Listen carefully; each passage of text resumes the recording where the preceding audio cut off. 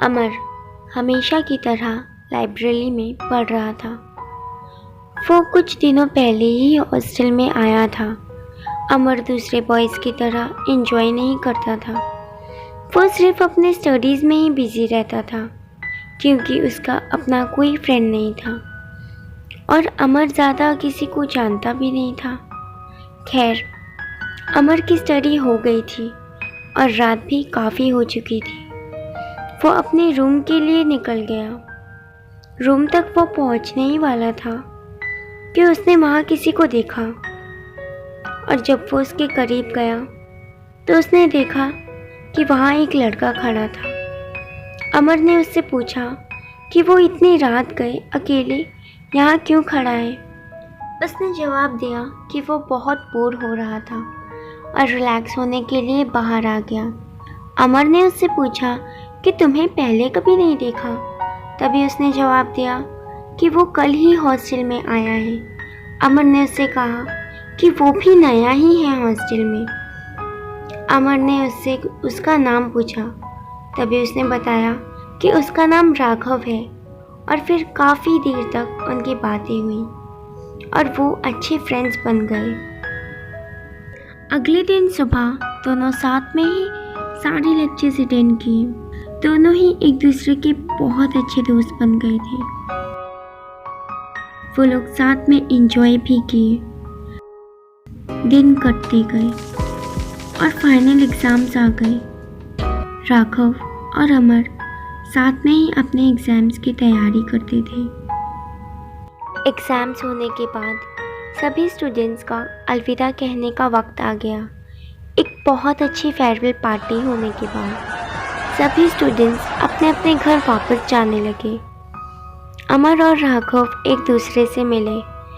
असल में अमर तो उसी शहर में ही रहता था, मगर राघव किसी दूर गांव से आया था। अपने घर जाते वक्त राघव ने अमर को वेडिंग कार्ड दिया जो उसी की शादी का था और अमर को बताया कि 1 महीने बाद ही उसकी शादी है और कहा कि अमर तुम्हें आना ही है। अमर ने शादी की बात सुनकर कांग्रेट्स किया और उससे वादा किया कि वो शादी में आएगा। फिर दोनों अपने अपने रास्ते चल पड़े।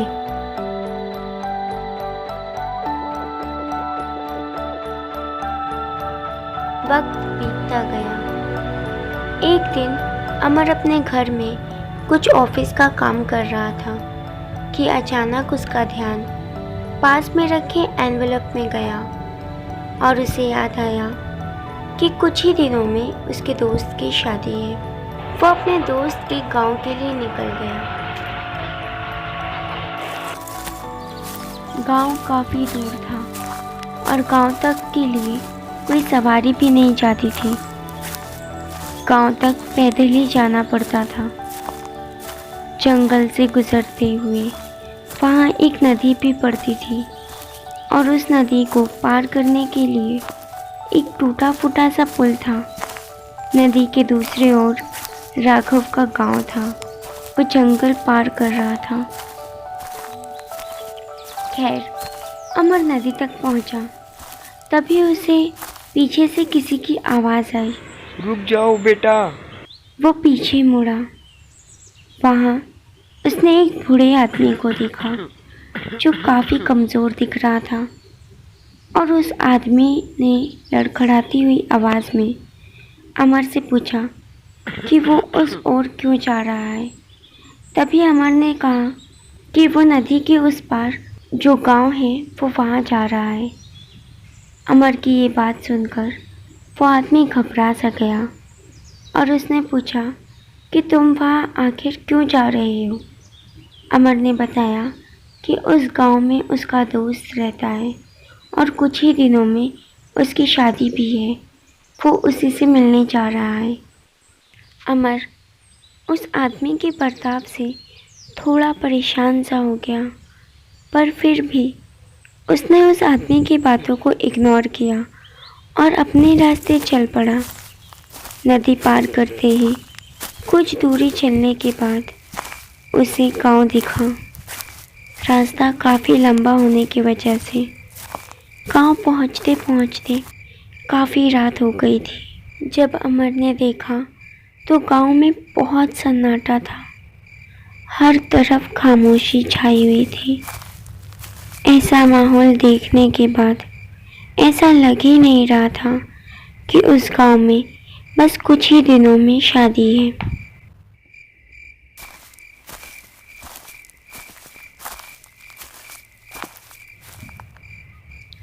एकदम खामोशी थी।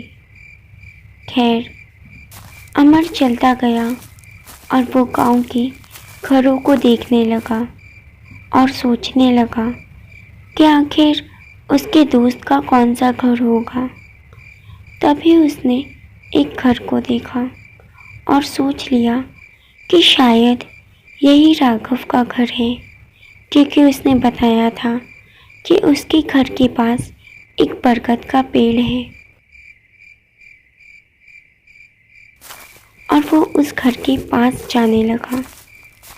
वो घर दिखने में काफ़ी पुराना था और अमर दरवाजे तक पहुंच गया।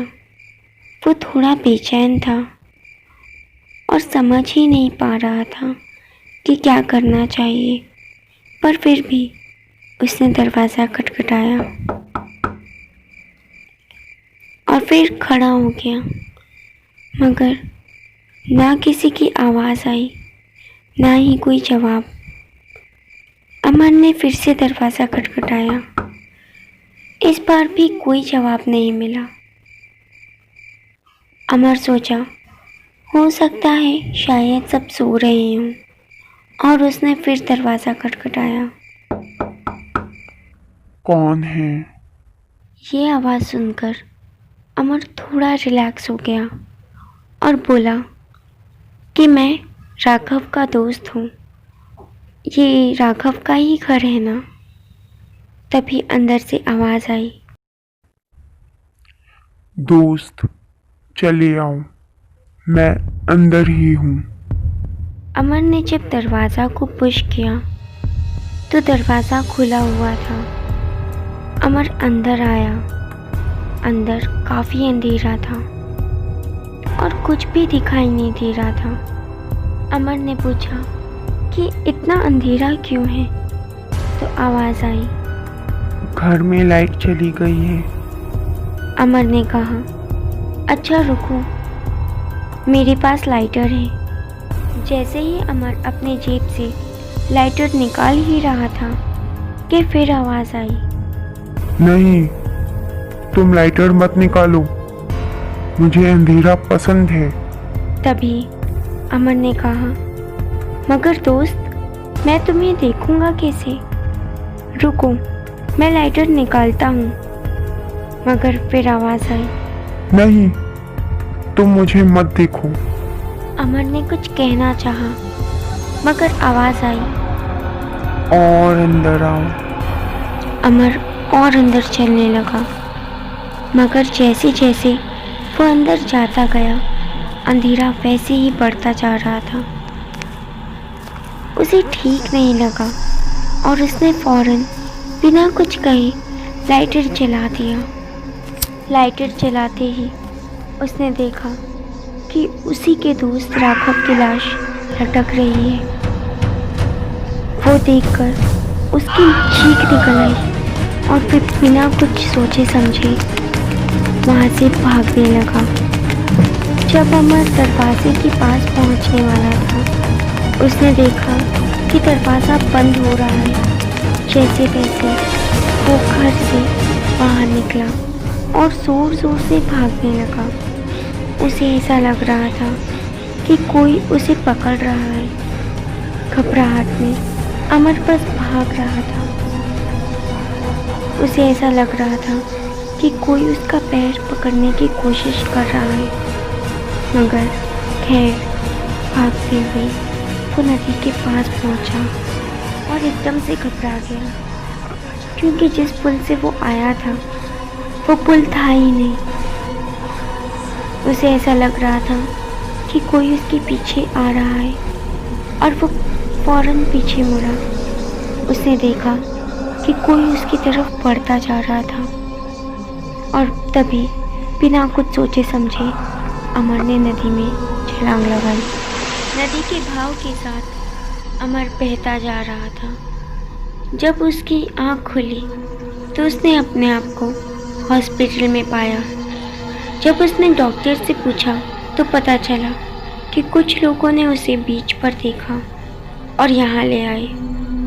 डॉक्टर ने कहा कि तुम बहुत लकी हो कि सही वक्त पे तुम्हें ट्रीटमेंट मिल गया। अमर ने डॉक्टर को थैंक्स कहा और अपने घर में आ गया। वो उस गांव और उसके साथ हुए दिल दहला देने वाली घटना को भूल नहीं पाया।